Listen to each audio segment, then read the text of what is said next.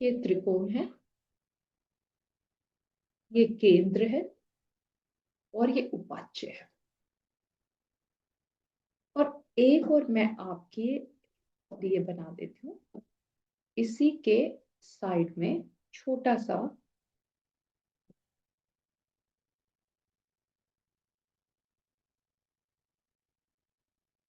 6, 8, 12।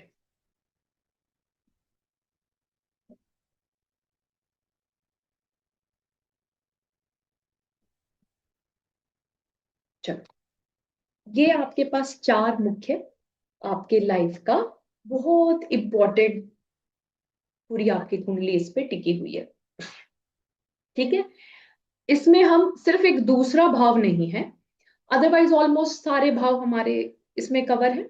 दूसरे भाव को छोड़ के फॉरगेट अबाउट द दूसरा भाव, because it is a important भाव in term of our saving and family. जितना दूसरा भाव सॉलिड है, क्योंकि पैसा दिलाने का भाव है। यदि पैसे के लिए देखेंगे तो दूसरा भाव बहुत इंपॉर्टेंट है। यदि आपके भाई जीवन में भाई की कमी और उसकी बीमारी के लिए देखोगे तो दूसरा भाव बहुत खराब है। ठीक है, क्योंकि वो दूसरा तीसरे का 12वां बन जाता है। तो हर भाव की अपनी एक इंपॉर्टेंस है। आपके लिए बहुत अच्छा है, पर आपके छोटे भाई के लिए बहुत खराब है दूसरा भाव। अब आ जाते हैं इन्हीं 4 इंटरप्रिटेशंस के अंदर। त्रिकोण बहुत इंपॉर्टेंट भाव, केंद्र बहुत इंपॉर्टेंट, उपाच्य मैंने बोला कि जैसे जैसे आप बढ़ोगे, बढ़ने का मतलब एज वाइज नहीं, उम्र का कोई वो नहीं होता, जैसे जैसे आप स्किलफुल होगे, जितनी मेहनत आपके जीवन में, जितना कर्म आप करोगे, उतना आप लोगों को लाभ मिलेगा। तो उपाच्य भाव एक अब कोई स्किलफुल कब बनता है, कोई आप देखोगे 16 साल में भी कोई बहुत सुंदर मूर्ति और मूर्तिकार बना रहा होता है, बहुत मेहनत, दिन रात मेहनत कर रहा होता है, और फिर उसकी मूर्ति को दुनिया मंदिर में रख देती है, नाम और फेम और गेन और पैसा मिल जाता है। शायद उसके उसके जीवन में, उस मूर्तिकार के जीवन में वो जल्दी टाइम पीरियड, क्योंकि उसकी स्किलफुल, उम्र का इससे कोई लेना देना नहीं है। सब होते हैं ना उम्र के अकॉर्डिंग। जिस दिन 3rd भाव एक्टिवेट हो गया ना, उस दिन आप स्किलफुल होगे, आप अपनी स्किल्स को एग्जीक्यूट करोगे। यदि किसी की लाइफ में वो 20 साल में आ गया तो 20 साल में होगा। जैसे कि धनु लगन के लिए 9 नंबर लगन जब मैंने यहाँ लिखा था, तो वहां पर जब सैटर्न का मैंने पीरियड बोला था तो 2 और 3 एक्टिवेट हो गए थे ना। तो सैटर्न किसी के 14 ईयर में एक्टिवेट हो जाएगा तो उसका 3rd भाव इन टर्म ऑफ स्किल्स बहुत अच्छा करेगा, वो धीरे धीरे करेगा, बहुत अच्छा करेगा, वो स्किलफुल बनेगा। ऐसा नहीं शनि उसको नहीं देगा, शनि उसको बहुत अच्छा स्किलफुल इंसान बनाएगा। अब ध्यान से सुनना, किसी कुंडली के अंदर यदि 5th भाव, 10th भाव और 8th भाव ऐसे योग बन रहे हैं, तो आप इस योग को क्या बोलोगे? आप क्या बोलोगे? इज इट अ गुड योग और व्हाट? क्या क्या आप इसको विवेचना के अंदर हम लेके आएंगे कि ये क्या, किस तरीके के योग बना रहा है?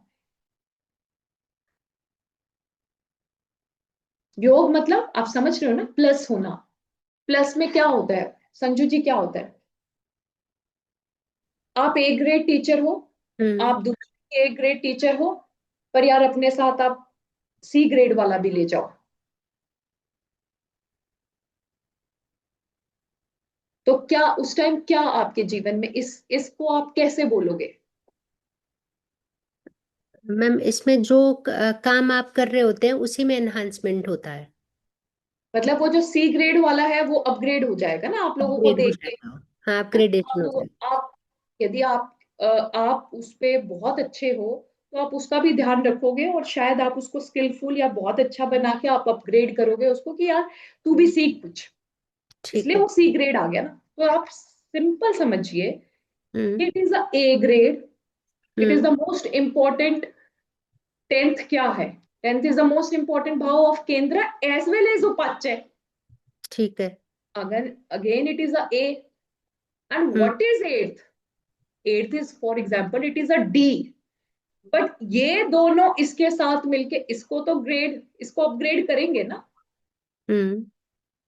ये दुखी कर सकता है, समटाइम यू फील इरिटेटेड कि भाई यार बहुत ज्यादा हमारी एनर्जी लग रही है इसको ठीक करने में, इसको समझाने में, बट वो तो अपग्रेड होगा आप लोगों के साथ रह के।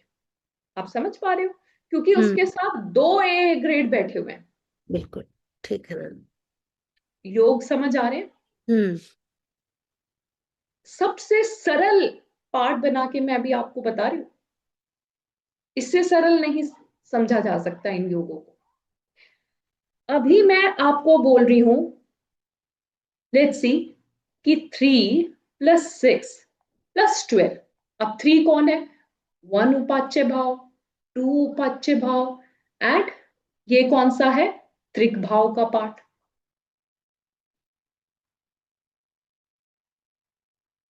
तो ये स्ट्रगल होगा ना मैम? सर भारी भरकम स्ट्रगल। हाँ, क्योंकि 3, 6 एंड 12 समझ तो। गए? हाँ हाँ। अरे यार आप लोग तो बहुत जल्दी समझ गए, क्योंकि इससे अलग अलग, अब आपको ये कुंडली में मैं अलग करके बताया, आपकी कुंडलियों में ये मिक्स योग आपको ढूंढने पड़ेंगे कि वो उपाच्य का है, वो त्रिकोण का है, वो केंद्र है, वो सैटर्न, वो जुपिटर त्रिक है या क्या है। Just find out and then we come out with the last तो वो पॉइंट कि तो मैम एक मिनट, तो ये आप भाव के रिस्पेक्ट से बोल रहे हैं? बिल्कुल भाव के रिस्पेक्ट से बोल नथिंग रहे हैं टू ना। डू और विथ प्लैनेट? भाव के रिस्पेक्ट कौन बनेगा? प्लानेट ही तो बनेगा। if, जैसे कि आप ये समझिए कि मरकरी है, एक नंबर लगन के लिए दोनों का मालिक बनता है, और वो 12वें में आके बैठ गया, क्या बोलोगे आप उस मरकरी के लिए? यही जो अभी आपने बोला है ना, क्या बोलोगे आप? Won't be an easy thing, struggle होगा वेल्थ के लिए। करेक्ट। हम्म। इसमें मैम दो हाउसेस मिले हैं, इसलिए जैसे आपने कहा कि दो जैसे त्रिक भाव का इन्वॉल्वमेंट है ना, इस हिसाब से थोड़ी स्ट्रगल रहेगी, राइट ना? त्रिक भाव है, और हाँ दूसरा भी तो त्रिक भाव है, यदि वो हाँ, एग्जैक्टली वही उपाच्य मतलब ही इस। है तो वो त्रिक का भी पार्ट हो गया है। एक तो पहले ही मेहनत स्ट्रगल उपाच्य है, सेकंड त्रिक भाव का भी पार्ट बन जाता है, फिर डाउन हो जाता है। फिर उसके साथ यदि यहीं पर 9 का मालिक आ जाता तो मैं शायद कुछ बोलती। आप समझ रहे हो कि भाई भाग्य किस्मत भी साथ देगी, उसकी मेहनत है, पर किस्मत साथ देगी यार उसका।